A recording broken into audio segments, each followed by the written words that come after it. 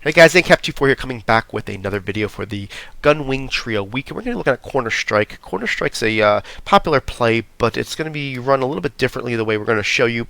Kind of gives you a nice little 1-2 read on the right-hand side of the field to beat all coverages. Gives you that option to also, get one of the that corner route open, that C route there, to give you some good yards as well. So take a look, and what we're going to show you here is we got cover 4 all queued up.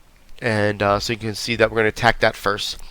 And the way we're going to run this is, first and foremost, block your running back for some extra protection. We're going to move this B receiver over, okay? And he's going to do that C route from an inside position, which is really nice because of the way that you have more real estate to work with on the side of the field. We kind of want to use the wide side, so we want to do this on the left side of the field. Then we're going to put the RB on a zig and the A on a fade, okay? So that's the route combination there. If the opponent starts to play with the middle linebacker user and kind of sells out to cover the B receiver and kind of loses his responsibility of the middle of the field, we'll also go ahead later in the game to put this X on a smart routed in, just to make sure that if he does leave his post, that we're going to be able to go ahead and vacate that with that X on a perfectly timed route to be able to have a nice easy throw in the middle of the field. But that's kind of something that you can do right away if you like, or you kind of wait, either or, just to kind of make sure that you know that that's something you can do if somebody goes ahead and sells out on the C route. But let's go ahead and take a look. The first read's always going to be the RB, and this is against cover 4. You're going to see as soon as he makes that cut, you get that rack catch, and you're going to be able to get yourself at least 5 to 10 yards, depending on how well you time it and how well he's able to turn the corner on the rack catch animation. So the second option is always going to be the B receiver. And you're going to see here that as soon as he makes his break, you're going to be able, against cover 4, get a nice easy catch. You're typically going to get about 20 to plus yards on this, depending on which coverage you're getting. Now, the second coverage here let's look at is cover 3.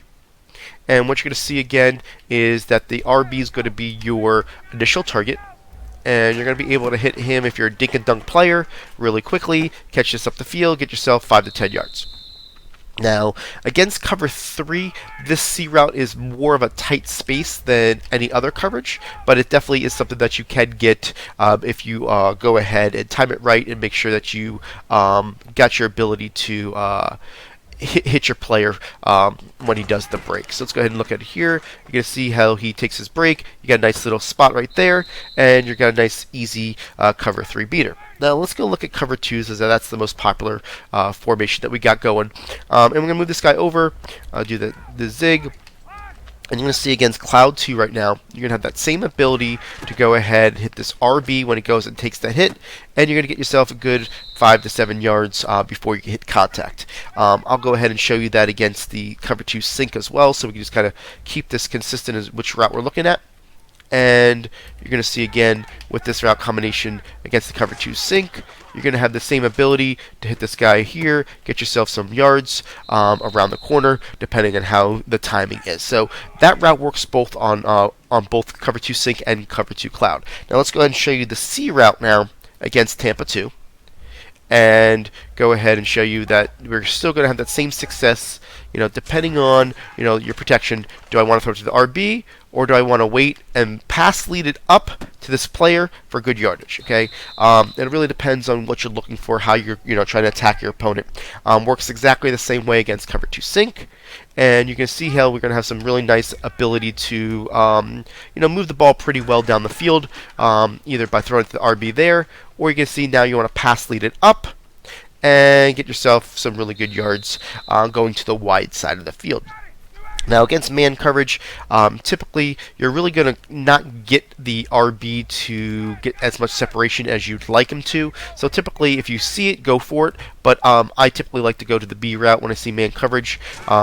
See here, does he get that? This time he gets the separation, so we're good. We'll go with him, and you're going to be able to get there. But it really depends on the matchup when.